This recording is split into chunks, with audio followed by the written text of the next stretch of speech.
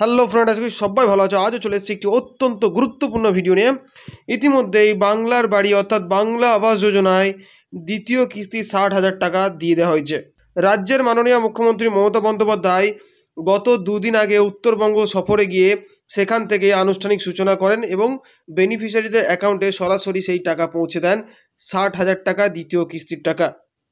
কিন্তু এখানেই বড় প্রশ্ন, রাজ্যের বহু জেলায় বহু বেনিফিশিয়ারি টাকা পেয়ে গেছে, কিন্তু এখনও অনেক জেলায়, অনেক ব্লকে, অনেক পঞ্চায়েতে অনেক বেনিফিশিয়ারি রয়েছে যাদের অ্যাকাউন্টে টাকা পৌঁছায়নি। কেন পৌঁছায়নি, কী কারণে পৌঁছায়নি, কবে পৌঁছাবে, এরকম হাজারো প্রশ্ন নিয়ে আজকের ভিডিওতে আলোচনা করব। তার আগে ছোট্ট একটি অনুরোধ করব, যদি চ্যানেলটিতে নতুন হয়ে থাকে অবশ্যই চ্যানেলটি সাবস্ক্রাইব করবে, আর যদি ফেসবুকের মাধ্যমে দেখছো তাহলে প্লিজ পেজটিকে ফলো করে পাশে থাকবে। তো বন্ধুরা, ভিডিও শুরুতেই বলে রাখি, রাজ্যের মুখ্যমন্ত্রী মমতা বন্দ্যোপাধ্যায় গত দুদিন আগে উত্তরবঙ্গ সফরে গিয়েছিলেন। সেখান থেকে তিনি আনুষ্ঠানিক সূচনা করেন বাংলার বাড়ি অর্থাৎ বাংলা আবাস যোজনার দ্বিতীয় কিস্তি 60,000 টাকা দেওয়ার।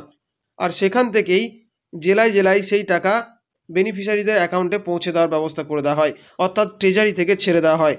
কিন্তু এমতো অবস্থায় দাঁড়িয়ে রাজ্যের বহু জেলায় বহু বেনিফিশিয়ারির অ্যাকাউন্টে এখনও অবধি সেই দ্বিতীয় কিস্তি 60,000 টাকা পৌঁছায়নি। কেন পৌঁছায়নি সেটি সবথেকে গুরুত্বপূর্ণ বিষয়, সেটি বলে রাখি।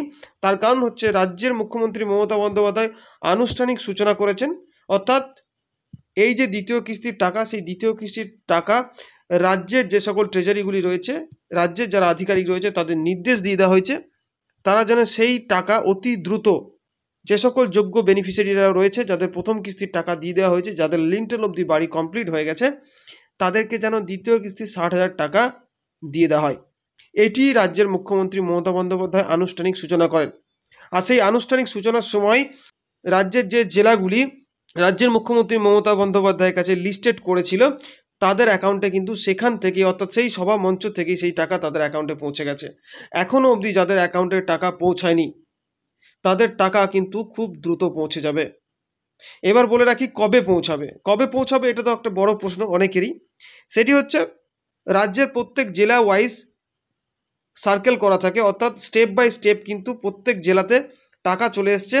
এবার কম বেশি সব জেলা কি করে থাকে, কাজের নিরিখে পঞ্চায়েত বলুন, ব্লক বলুন, তারা যত তাড়াতাড়ি এই বাংলার আবাস সংক্রান্ত আপ টু ডেট লিস্ট জেলার কাছে পৌঁছে দেবে, ঠিক তত তাড়াতাড়ি কিন্তু বেনিফিশিয়ারিদের অ্যাকাউন্টে টাকা পৌঁছে যাবে। সেটি কবে পৌঁছাবে, সেটি কিন্তু আজ থেকে ঠিক 7 দিনের মাথায় সমস্ত টাকা বেনিফিশিয়ারিদের অ্যাকাউন্টে পৌঁছে যাবে। তারপরও যদি না পৌঁছায় তাহলে কি করতে হবে, তাহলে অবশ্যই আপনাকে নিকটবর্তী পঞ্চায়েতে গিয়ে যোগাযোগ করতে হবে। যিনি আধিকারিক রয়েছেন, যিনি আবাস সংক্রান্ত সমস্ত কাজ দেখছেন, তার কাছে গিয়ে দ্রুত যোগাযোগ করতে হবে। তিনি কিন্তু যারা ব্লক আধিকারিক রয়েছে তাদের সাথে দ্রুত যোগাযোগ করে জেলাতে সেই সমস্ত তথ্য পাঠিয়ে দেবে। তারপরেই কিন্তু আপনার টাকা আটকে থাকবে না। যেহেতু আপনি প্রথম কিস্তির জন্য এলিজিবল ছিলেন, প্রথম কিস্তির টাকা পেয়েছেন, তাই দ্বিতীয় কিস্তির টাকা কোনো কারণবশত আটকে গেলে সেটিও কিন্তু খুব দ্রুত আপনার অ্যাকাউন্টে পৌঁছে যাবে। তো বন্ধুরা, বাংলার আবাসে যে 60,000 টাকা রাজ্যের মুখ্যমন্ত্রী মমতা বন্দ্যোপাধ্যায় দিয়েছে দ্বিতীয় কিস্তির টাকা, সেটি নিয়ে কোনো চিন্তার কারণ নেই। যদি আপনি প্রথম কিস্তির 60,000 টাকা পেয়ে থাকেন, অবশ্যই তাহলে যদি আপনি লিন্টেন অবধি দিয়ে থাকেন তাহলে 60,000 টাকা দ্বিতীয় কিস্তি পেয়ে যাবেন। যদি আপনি এখন অবধি আপনার প্রথম কিস্তির টাকা খরচা করতে পারেননি, বা লিন্টেল অবধি কমপ্লিট করতে পারেননি, কিংবা আপনার যে দ্বিতীয় কিস্তির টাকা পাওয়ার যে ইউনিক আইডেন্টি ভেরিফিকেশন যে নাম্বার, সেই নাম্বার যদি এখনও দেওয়া হয়নি, কিংবা এখন অবধি যদি ছবি না কমপ্লিট হয়ে থাকে, যারা বাড়ি সংক্রান্ত কাজ করছে পঞ্চায়েতে যারা কর্মীরা রয়েছে, তারা যদি সেই কাজ কমপ্লিট করে না উঠতে থাকে, তাহলে কিন্তু আপনি দ্বিতীয় কিস্তি 60,000 টাকার জন্য এখন এলিজিবল নন, বা আপনার অ্যাকাউন্টে পৌঁছাবে না। তথ্যগুলি জানার জন্য আপনাকে আপনার নিকটবর্তী পঞ্চায়েতে অবশ্যই যেতে হবে। সেখানে কিন্তু জেনে নিতে হবে, যদি আপনার টাকা অ্যাকাউন্টে না পৌঁছায় তখন অবশ্যই আপনাকে নিকটবর্তী পঞ্চায়েতে গিয়ে জেনে নিতে হবে। তো বন্ধুরা, এই ছিল বাংলার আবাস সংক্রান্ত সমস্ত তথ্য সহ প্রশ্নের উত্তর। যারা এখনও অবধি বাংলার আবাসের দ্বিতীয় কিস্তি 60,000 টাকা পায়নি, তাদের জন্যে সমস্ত সমস্যার সমাধান করার ছোট্ট প্রয়াস আজকের ভিডিও মারফত করলাম।